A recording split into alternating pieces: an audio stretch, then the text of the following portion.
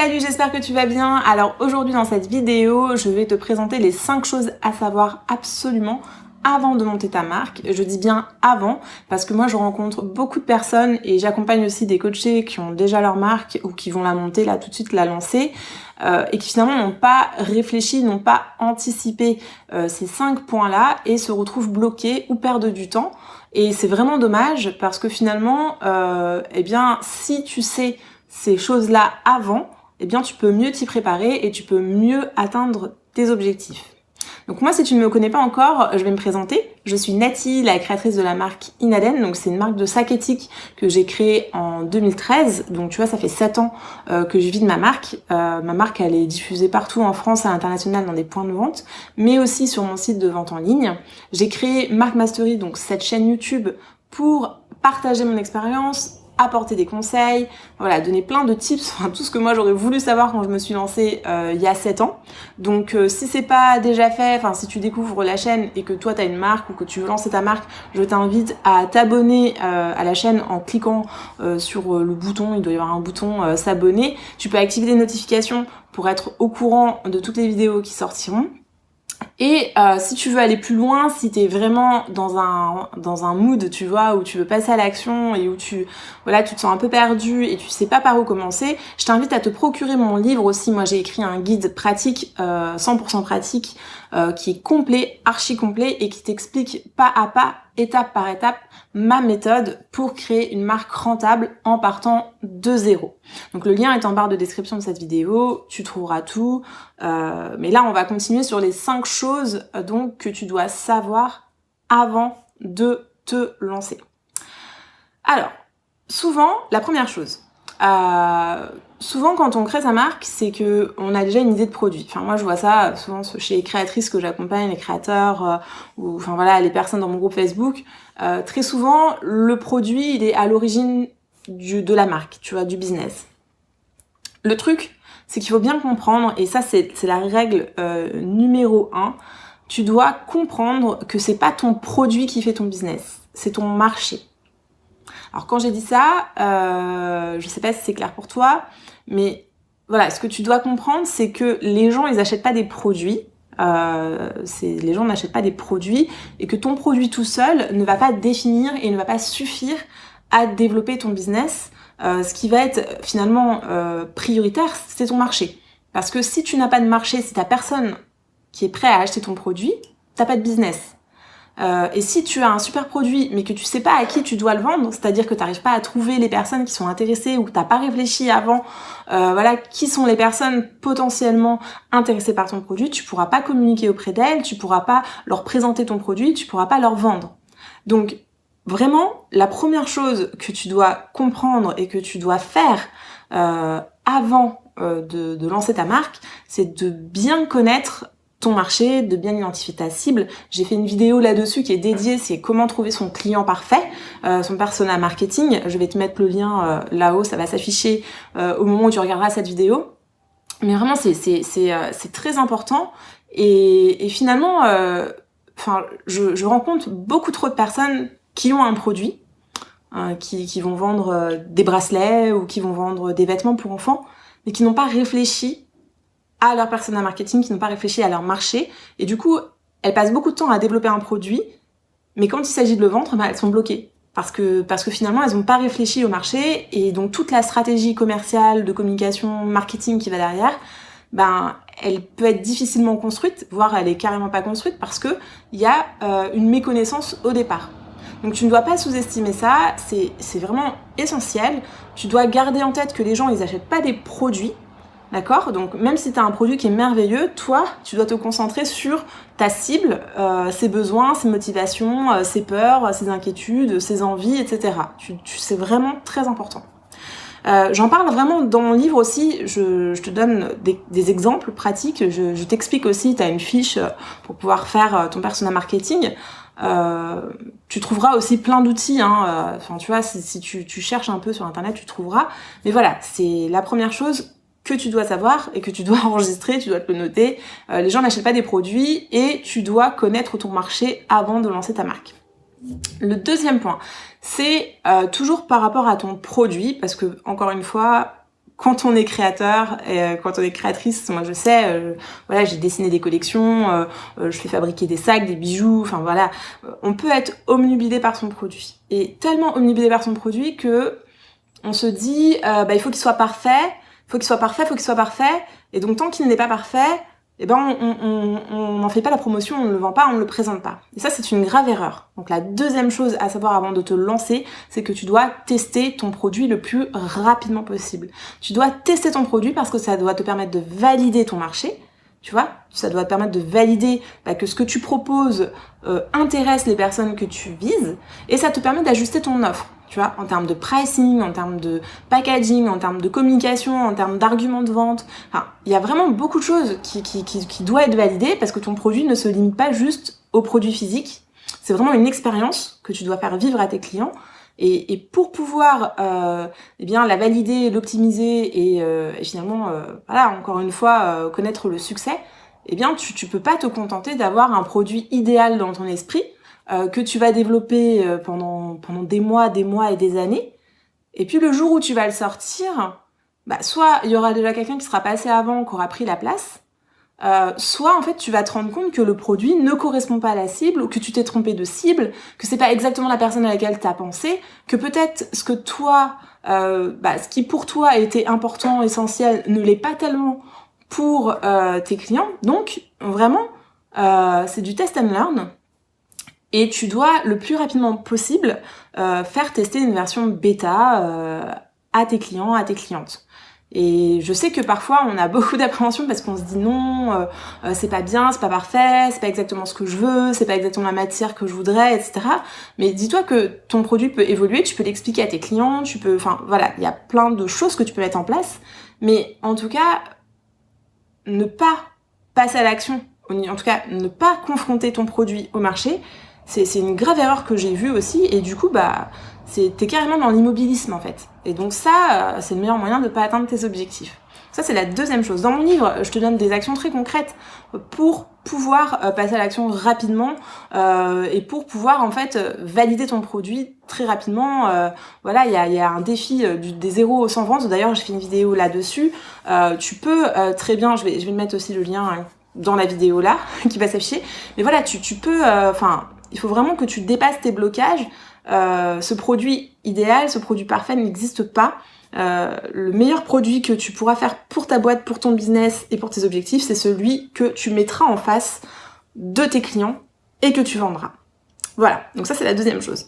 La troisième chose, tu dois absolument réfléchir en 2.0. Quand moi je me suis lancée en 2013, j'explique ça aussi beaucoup dans mon livre, c'était complètement différent. Tu vois, il y a 7 ans, t'avais pas cette puissance, cette force de frappe des réseaux sociaux. Aujourd'hui, on vit dans un monde où tout est digitalisé, tout est accessible. Je veux dire, aujourd'hui, tu peux payer avec un téléphone. Tu peux avoir un site internet pour 20 $ par mois. Il y a plein de choses qui sont à la portée des créateurs, mais aussi du consommateur. C'est-à-dire que ta proximité est très proche et donc c'est hyper simple, hyper facile de rentrer en contact avec des clients potentiels. Donc aujourd'hui, en 2020, c'est une grave erreur de penser ton business sans te dire je vais faire un business en ligne, sans t'initier à tout ce qui est web marketing, sans travailler des newsletters, sans travailler du marketing d'influence, sans travailler ton référencement naturel pour un blog de marque. Enfin ça, j'en parle aussi dans mon livre. Je te donne plein d'actions concrètes que tu peux mettre en place, sans un effort démesuré, mais qui participent encore une fois au succès du développement de ta marque. Donc aujourd'hui, en 2020, tu ne peux pas créer une marque, tu peux pas t'affranchir de réfléchir en mode 2.0. Ça aussi, c'est quelque chose que tu dois savoir avant de lancer ta marque. Tu dois y réfléchir et tu dois être prêt à te dire, ok, j'ai des actions à mettre en place d'un point de vue digital. Et tu dois t'initier, tu dois te former. C'est exactement pour ça aussi que j'ai lancé le cercle, c'est pour pouvoir proposer des formations qui soient accessibles, qui soient concrètes, pratiques, que tu peux mettre vraiment en place tout de suite pour ton business, parce que c'est important d'avoir des clés et c'est important d'appliquer immédiatement pour pouvoir développer ton business. Il y a que comme ça que ça va fonctionner. Donc ça, c'est la troisième chose. La quatrième chose, à partir du moment où tu lances une marque, tu dois apprendre à vendre. Tu peux avoir le meilleur produit de la Terre, si tu n'es pas capable de le vendre, si tu n'as pas appris, si tu n'apprends pas à le vendre, ben tu le vendras pas. C'est pareil, il n'y a pas de secret. Moi, quand je me suis lancée en 2013, j'ai choisi de vendre principalement dans des boutiques. Quand moi j'ai poussé les portes des boutiques les premières fois, je venais avec des collections, mais j'avais pas fait de formation commerciale. Il a fallu que je vende mon produit, il a fallu que je vende ma marque, il a fallu que j'explique pourquoi elles avaient intérêt à présenter mes collections dans leur boutique plutôt que telle ou telle marque. Donc c'est un exercice qui n'est pas simple, mais c'est quelque chose qui s'apprend. Et donc il faut se confronter à ça, et donc que ce soit en physique ou en ligne, et en ligne l'exercice il est encore différent, parce que quand les gens ils arrivent sur ton site, quand ils arrivent sur un site, mais en fait, il y a personne qui leur parle, tu vois. Moi, quand je pousse une porte, quand je te raconte ma marque, quand je t'explique que je vais en Éthiopie, que je connais mes artisans, que c'est moi qui dessine les collections à Paris, que je choisis des cuirs, etc., etc. Quand je t'explique l'histoire de ma marque, forcément que je t'embarque dedans, et forcément que la vente, elle est plus naturelle. Sauf que quand tu le fais en ligne, il y a plein d'autres choses à mettre en place pour que les personnes qui découvrent ta marque, eh bien, puissent avoir le même message, la même connexion émotionnelle, alors même qu'il y a personne qui leur parle, tu vois. Il y a pas ce rapport humain. Mais donc, tu dois apprendre à vendre, aussi bien en physique, parce que peut-être que tu feras des salons pro, peut-être que tu feras des boutiques éphémères, c'est même pas peut-être, tu dois ouvrir un site de vente en ligne, et donc tu dois apprendre les techniques de vente, tu dois savoir comment valoriser ton produit pour démontrer aux personnes, tes prospects potentiels, que le produit que tu as fait, il est idéal pour eux, et qu'il est fait pour eux en fait. Et que donc, il n'y a aucune hésitation à avoir, il faut qu'elles l'achètent. Et en fait, je ferai une autre vidéo là-dessus, parce que des fois, on est mal à l'aise avec la vente, souvent, tu vois, on nous apprend pas ça à l'école quand t'as pas fait une formation vente. Et donc, dès qu'il y a une notion d'argent, dès qu'il y a une notion, on peut être hyper mal à l'aise. On peut se dire, tu vois, c'est un sujet qui peut être tabou. Or, non, parce que toi, ton produit, il répond à un besoin. Ton produit, il a une valeur. Ton produit évoque quelque chose. Ton produit va apporter quelque chose. C'est du plus, c'est du bonus pour la personne qui va l'acheter, et elle va être heureuse d'acheter ton produit et d'avoir ton produit et de l'utiliser et de tous les bénéfices qu'elle va en tirer. Donc pareil, dans mon livre, je te donne une méthode très claire pour construire ton argumentaire commercial, pour pouvoir expliquer et démontrer pourquoi ton produit, il est fait, il est parfait, et que les personnes qui le découvrent doivent l'acheter. Et voilà, c'est des choses qui finalement, à force de les travailler, tu les acquiers, mais si tu lances ta marque et que tu te concentres juste sur c'est cool, je vais dessiner des collections, ça va être sympa, je vais faire des beaux bijoux, je vais faire des beaux chapeaux, je vais faire des belles chaussures, non, stop.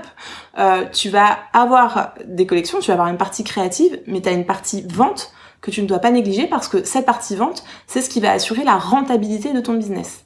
C'est la partie vente qui va assurer la rentabilité de ta marque. Donc, il faut bien en avoir conscience en amont. Je rencontre encore trop de personnes qui se concentrent sur la partie créa, sur leurs produits, et qui finalement sont effrayées même à l'idée de vendre. C'est pas normal. Donc, il faut, parce qu'elles n'ont pas fait ce travail en amont de se dire, mon produit doit être vendu.